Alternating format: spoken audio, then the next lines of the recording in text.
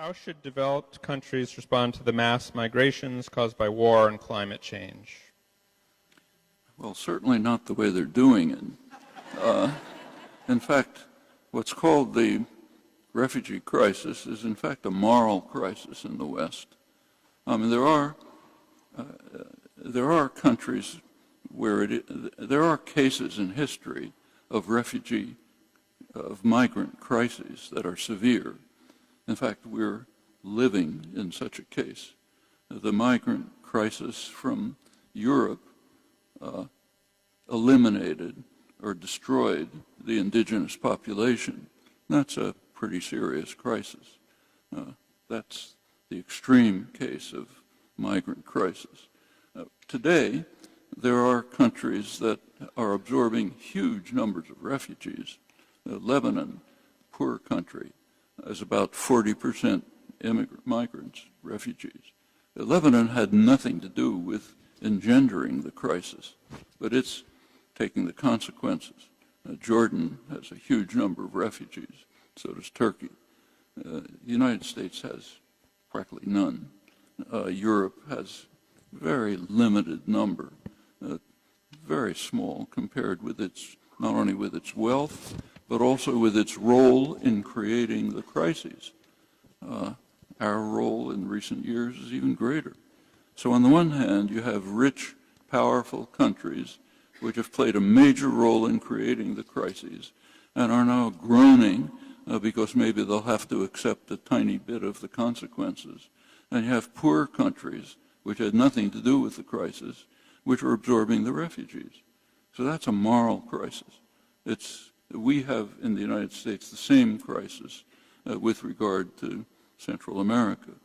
People fleeing from Central America are, for the most part, fleeing from crimes that we committed, and then we tell Mexico to send them back and not let them come near our border, pretty much as Europe does in the case of Turkey.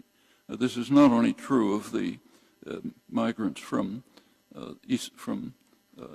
Iraq, Syria, the Levant region, but also from Africa.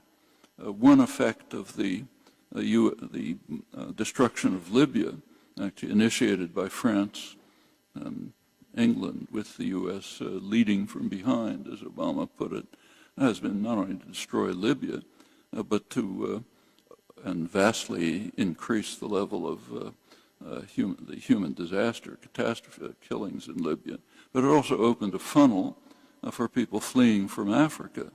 Well, Europe has a certain relation to Africa over the past couple of centuries. Don't have to review it.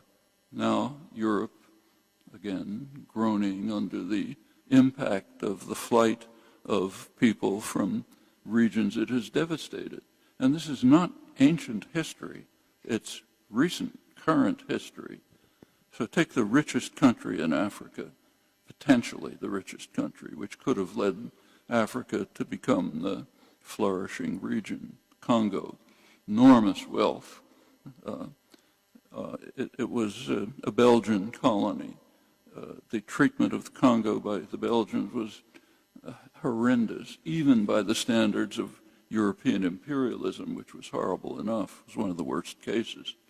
In 1960, the Congo did achieve liberation. They had a political leader, young political leader, very promising, very popular, Patrice Lumumba. What happened? The CIA instantly targeted him for assassination, but they didn't make it. The Belgians managed to assassinate him first through proxies, and they didn't take any chances. So his body was cut up in pieces and dissolved in sulfuric acid. That took care of Lumumba, and the Congo hoped for independence. Then the United States and its allies supported a murderous kleptomaniac, Mobutu, as long as they could. Won't go through what's left of the country. Right now, the last couple of years, the worst atrocities in the world are carried out in the Congo. In eastern Congo, millions of people have been slaughtered in the last couple of years. One reason for it is your cell phones. Multinationals are hovering over the warring militias to get the minerals that are needed for high-tech equipment like cell phones in the West. That's the Congo.